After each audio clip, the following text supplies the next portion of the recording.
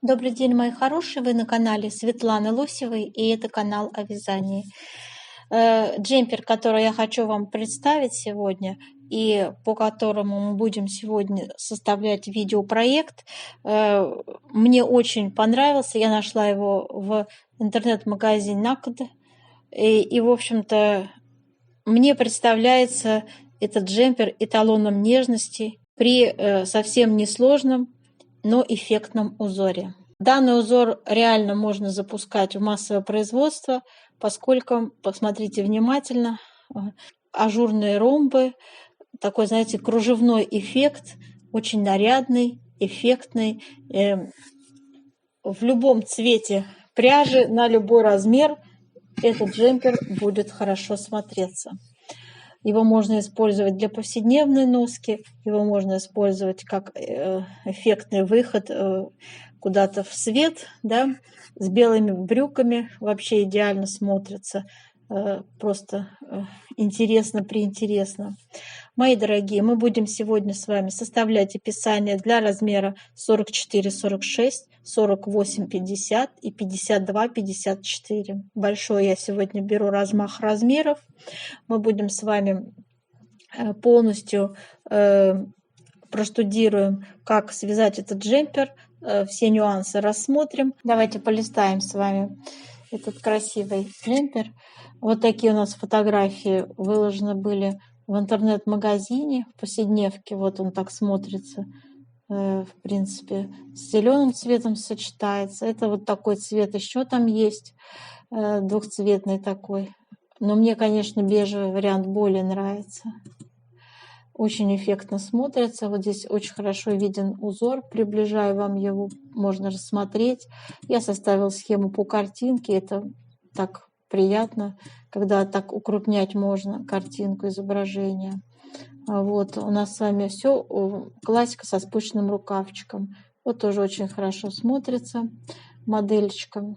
Здесь очень хорошо видно, как у нас вяжется классический вариант, да, то есть у нас спинка перед раздельно вяжется, рукав спущенный, кружева, кругом кружева, вырез горловины вяжется после того, как начнете сшивать изделие. По спинке, пожалуйста, посмотрите. Модель такого свободного кроя оверсайз, да, хорошо смотрится. Крупная вязка у нас используется. Но эту картинку вы уже видели в сегодняшней обложке. Вот она у нас тоже здесь очень эффектно смотрится. Под белую блузу, под белую футболочку, под белую маечку. Просто идеальный вариант.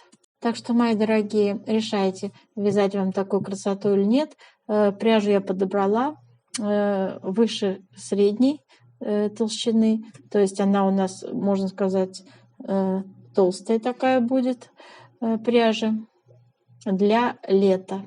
То есть она полухлопковая. И, пожалуйста, не забудьте подписаться.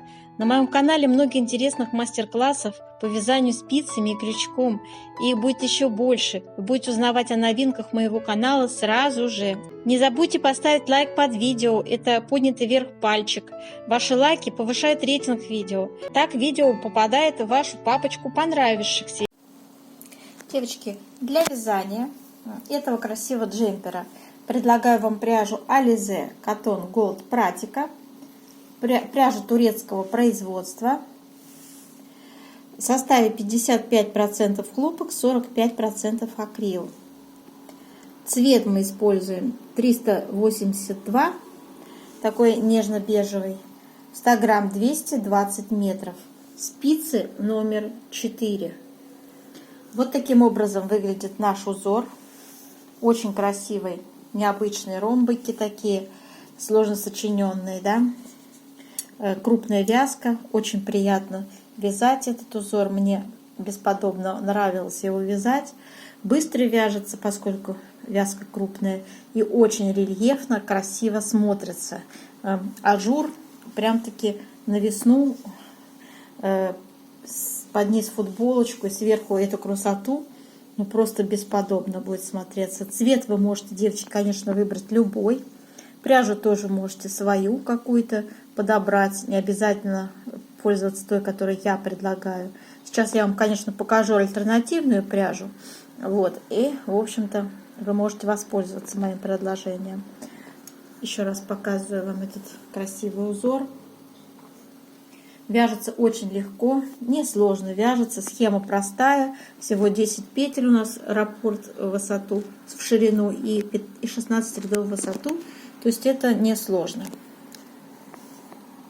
В качестве альтернативной пряжи можно использовать пряжу Gazal Baby Cotton XL, у нас 50 грамм 105 метров, но пряжа не очень толстая, тоже полухлопок. Вот такой она скруточка имеет. Смотрите, если ее сравнить с той пряжей, с которой я вязала, смотрите, то она будет, в принципе, одинаковая по толщине. Цвета, конечно, разные, шикарные цвета у этой пряжи. Мне очень понравились эти цвета. Богатейшая палитра. Вот. У этой пряжи тоже богатейшая палитра. Так что, пожалуйста, используйте. Можно взять пряжу полушерстяную, любую пряжу. Свяжите раппорт, посчитайте плотность. Я не думаю, что там будет все сильно отличаться. Главное, чтобы спицы вы взяли, тогда в плотность попадете. Так, ну а сейчас смотрим схему узора. Схему узора я нарисовала, вот так она у нас выглядит. Раппорт составляет 10 петель и 16 рядов в высоту. У нас с вами одна петля будет добавляться для симметрии, как обычно бывает в таких узорах. И надо обратить внимание на 7-й ряд, там будут свои нюансы. Так, дальше давайте посмотрим выкройку. Вот так выглядит наша выкройка, девочки. Здесь не все размеры проставлены. Все детальные размеры я озвучиваю в расчетной части после того, как мы свяжем образец и измерим плотность вязания. Так, и у нас с вами описание. Я его составляю, выкладываю сюда под видео, то есть для вашего удобства. Здесь все подсчитано, все рассказано, подробно расписано. Каждую циферку я обосновываю, откуда она взялась и как я ее получила в расчетной части. То есть обязательно посмотрите расчетную часть. Там я рисую схематично, как мы располагаем узоры и на какой размер, сколько придется раппортов. Итак, мои дорогие, приступаем к вязанию образца. Девочки, у нас для вязания образца можно набрать любое количество петель, кратное 10. Раппорт составляет 10 петель, плюс 1 петля для симметрии, плюс 2 кромочные. Вот у меня здесь 43 петли. Можно 33 петли, можно 23 петли. То есть, сами понимаете, любое количество петель. Я буду показывать вам 2 раппорта, как вязать, а остальные раппорты будут просто повторяться, да, то есть я все 4 не буду, вот сейчас у меня 4 раппорта здесь подряд. Итак, первый раппорт у нас идет крайний, то есть здесь надо различия делать, смотрите, у нас будет крайний раппорт, вот правый, крайне правый и крайне левый, немножко отличаться, вязаться от тех, которые в центре идут. Имейте это в виду.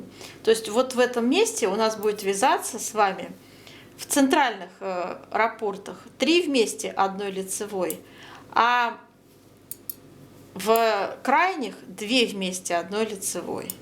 Вот здесь в этих ромбиках такая особенность. Сейчас мы вяжем с вами первый ряд, и я показываю первый раппорт.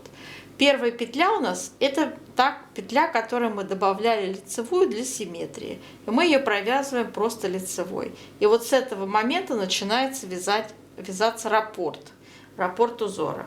2 лицевые, 2 вместе лицевой с наклоном вправо, накид, лицевая, накид, 2 вместе лицевой с наклоном влево, 3 лицевые, 1, 2, 3. Раппорт связан. Второй раппорт вяжем также 2 лицевые, 2 вместе лицевой с наклоном вправо, накид, лицевая, накид, 2 вместе лицевой с наклоном влево, 3 лицевые, 1, 2, 3. Вот я вам связала 2 раппорта подряд.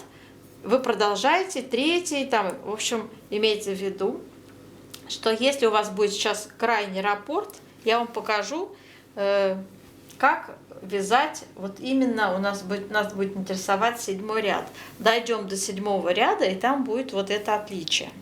А сейчас продолжаем вязать. Все четные ряды, то есть 2-й, 4-й, 6-й и так далее, вяжутся изнаночными петлями, в том числе и накиды. Вяжем 3-й ряд узора. Кромочную снимаем, первая петля вяжется для симметрии лицевой. Начинается раппорт. Лицевая, 2 вместе лицевой с наклоном вправо, накид, 3 лицевые, 1, 2, 3. Снова накид, 2 вместе лицевой с наклоном влево, 2 лицевые. Раппорт связан. Второй раппорт также повторяем. Лицевая, 2 вместе лицевой с наклоном вправо, накид, 3 лицевые, накид, 2 вместе лицевой с наклоном влево, 2 лицевые. Связали второй раппорт. Продолжаем вязать. Вяжем 5-й ряд. Кромочная, лицевая для симметрии, вяжем раппорт, 2 вместе лицевой с наклоном вправо, накид, снова 2 вместе лицевой с наклоном вправо, накид, лицевая, накид, 2 вместе лицевой с наклоном влево, накид, 2 вместе лицевой с наклоном влево, лицевая. Раппорт связан. Второй раппорт также вяжем. 2 вместе лицевой с наклоном вправо, накид, 2 вместе лицевой с наклоном вправо, накид, по центру лицевая, снова накид, 2 вместе лицевой с наклоном влево, накид, 2 вместе лицевой с наклоном влево, лицевая. Второй раппорт связали. Продолжаем вязать. Итак, у нас с вами 7-й ряд, и я здесь говорила, будет своя особенность. Вяжем, значит, первый кромочная, и сейчас у нас с вами 2 вместе лицевой с наклоном вправо вяжется. Вот именно здесь нам пригодилась эта одна дополнительная лицевая, которую мы вязали перед раппортом. Дальше мы делаем накид, снова 2 вместе лицевой с наклоном вправо, накид, по центру идут 3 лицевые, снова накид, 2 вместе лицевой с наклоном влево, накид, и вот смотрите, сейчас у нас вяжется 3 вместе лицевой, я вяжу с наклоном влево, вот, раппорт связан.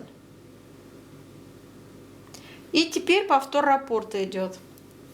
Начинается он опять накид, 2 вместе лицевой с наклоном вправо, накид, 3 лицевые, по центру, снова накид, 2 вместе лицевой с наклоном влево, накид, 3 вместе лицевой, с наклоном влево я вяжу. Второй раппорт связали. И так продолжаем вязать, и заканчиваем мы здесь. Не 3 вместе лицевой, девочки, будет вязаться, а 2 вместе лицевой. То есть накиды уравновешиваются 2 вместе лицевой. Понятно, да? В конце ряда вяжется, только в середине у нас вяжутся 3 вместе, когда серединные раппорты соединяются. И крайние раппорты у нас с вами по 2 вместе лицевой. И начинали мы 2 вместе лицевой, и заканчивать будете 2 вместе лицевой. Все, вяжем самостоятельно. Вяжем 9-й ряд. Кромочная, снимаем, лицевая для симметрии, и вяжем раппорт узора. Накид, 2 вместе лицевой с наклоном влево, 5 лицевых. 1, 2, 3, 4, 5. Снова 2 вместе лицевой с наклоном вправо, накид, лицевая. Раппорт связан. Второй раппорт вяжем накид, 2 вместе лицевой с наклоном влево, 5 лицевых по центру. 1, 2, 3, 4, 5. 2 вместе лицевой с наклоном вправо, накид, лицевая. Мы связали с вами раппорт второй. И так продолжаем вязать. 11 ряд вяжем. Кромочная, лицевая для симметрии, вяжем раппорт узора. Лицевая, накид, 2 вместе лицевой с наклоном влево, 3 лицевые по центру, 2 вместе лицевой с наклоном вправо, накид, 2 лицевые. Раппорт связан.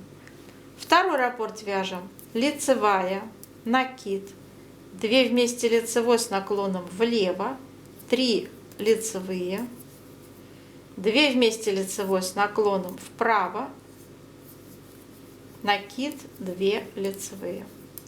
Раппорт связан. Продолжаем вязать. 13 ряд. Вяжем. Кромочная, лицевая для симметрии, накид. Начинаем раппорт с накида. 2 вместе лицевой с наклоном влево, снова накид.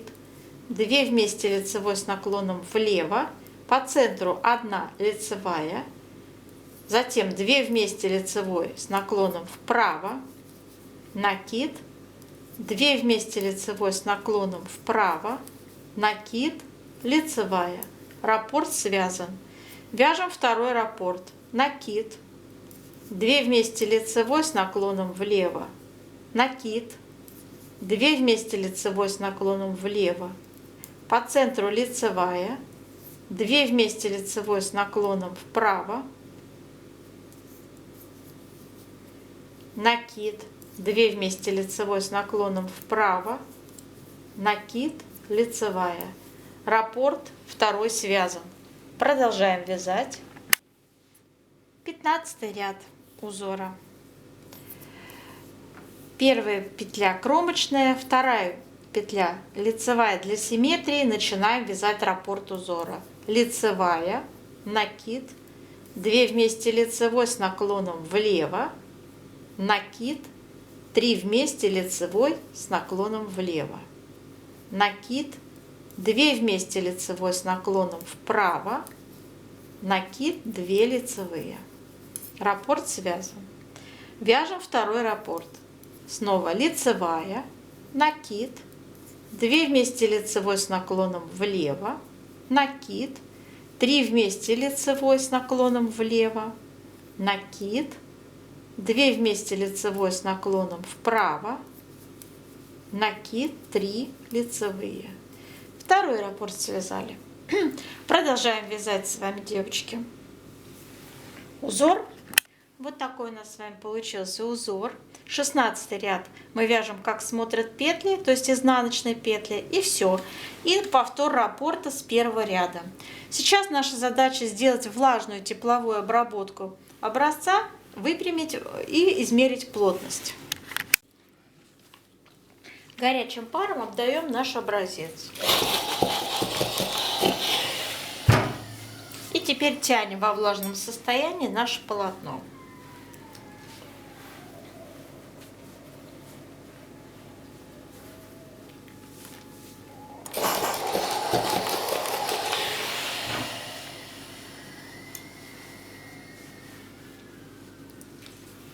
Так, и выпрямляем. По ширине тоже выпрямляем.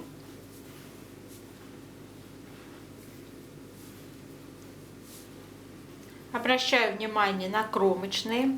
Кромочные надо, девочки, тоже выпрямлять, поскольку они у нас участвуют в расчете плотности.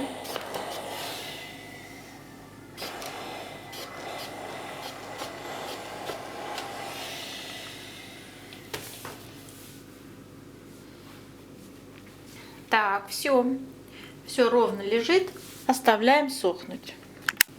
Так, девочки, наш образец высох, выпрямился, очень красивый, приобретает он вид, ровненький такой. Сейчас наша задача измерить плотность, укладываем его на ровную поверхность, берем простую линеечку, измеряем ширину образца. Так, измеряем ширину образца. Кромочные тоже выпрямляем, они у нас участвуют. Девочки, у меня 26 сантиметров получается ширина. 43 петли я набирала на образец. Мы разделим на 26. 43 на 26 получается 1,65. Надо обязательно эту цифру записать, чтобы не забыть. В одном сантиметре 1,65 петель. Теперь по вертикали. Берем линейку и измеряем высоту. Высота 18 сантиметров. У меня связано здесь 2 раппорта в высоту по 16 рядов. То есть последний ряд я не вязала, но я сейчас использовала спицу, тоже как бы измеряла ее, да. То есть 32 ряда разделить на 18 сантиметров. Получается 1, можно сказать, 0,8 плотность по вертикали. Надо также записать в одном сантиметре 1,8 ряда. Сейчас с этими цифрами мы будем с вами делать расчеты. Итак, девочки, сегодня мы будем составлять описание вот по этой выкройке.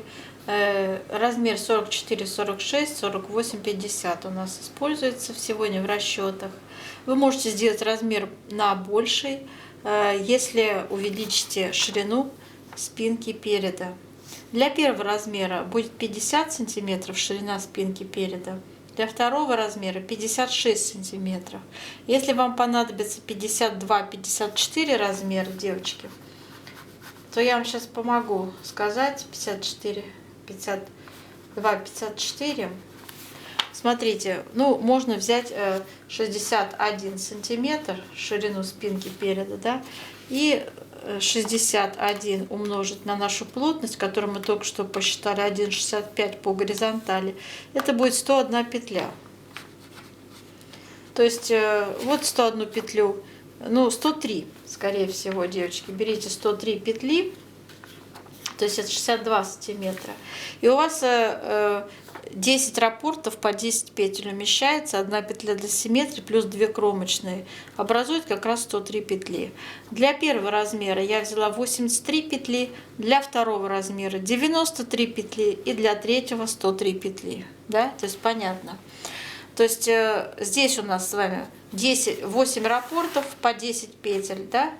Одна первая петля у нас идет лицевая, как мы вязали с вами в образце. 1, 2, 3, 4, 5, 6, 7, 8. По 10 петель в каждом раппорте. Кромочная справа, кромочная слева. То есть вот такое расположение у вас идет узоров. 1, 2, 3, 4, 5, 6, 7, 8 раппортов по 10 петель. Крайне правая петля для симметрии вяжется лицевой и 2 кромочные. В сумме это 83 петли. Для второго размера то же самое, только 9 раппортов. И для третьего размера 10 раппортов вы так располагаете. Вот. Но все начинается у нас с нижней планки. Все детали мы вяжем снизу вверх. И у рукава, и по низу изделия 6 сантиметров, планочку резиночкой 1 на 1, 2 на 2, любой резинкой, которая вам нравится, можете начать. Затем переходите на узор и на спицы номер 4. Для резинки я рекомендую спицы номер 3,5, на пол размера меньше. Так. Затем вы вяжете, вяжете, вяжете. Как вы видите, скос плеча у нас здесь нет, выреза по спинке тоже нет. То есть все на одной высоте закрываете. Высоту проймы я беру 18-20 сантиметров по размерам. Для третьего размера 22 сантиметра возьмите высоту проймы. Так, дальше давайте. Ширина выреза горловины у нас будет... Для первого размера это будет 19 сантиметров, для второго размера 20 сантиметров и для третьего можно взять 35 петель. То есть в петельном эквиваленте 19 я умножила на 1,65 плотность и получила 31 петлю. И далее я увеличивала на 2 петли в зависимости от размера. И все, что осталось, это петли плеч. У нас на первый размер 26 петель, на второй размер 30 петель, ну и на третий легко посчитать 103. Отнимем 35 петель выреза горловины и разделим на 2. На каждое плечо 34 петли для третьего размера, девочки. Теперь перейдем по вырезу переда. Вырез горловины переда составляет высоту 8 сантиметров, и на какой высоте его формировать я расскажу в описании под видео. Поэтому и как вот это красиво закруглить, тоже в описании под видео, пожалуйста, читайте. Там эта информация присутствует. Здесь я сейчас на этом заострять внимание не стану. Давайте перейдем к рукавчику. У рукава у нас с вами набор будет составлять 39-43 петли.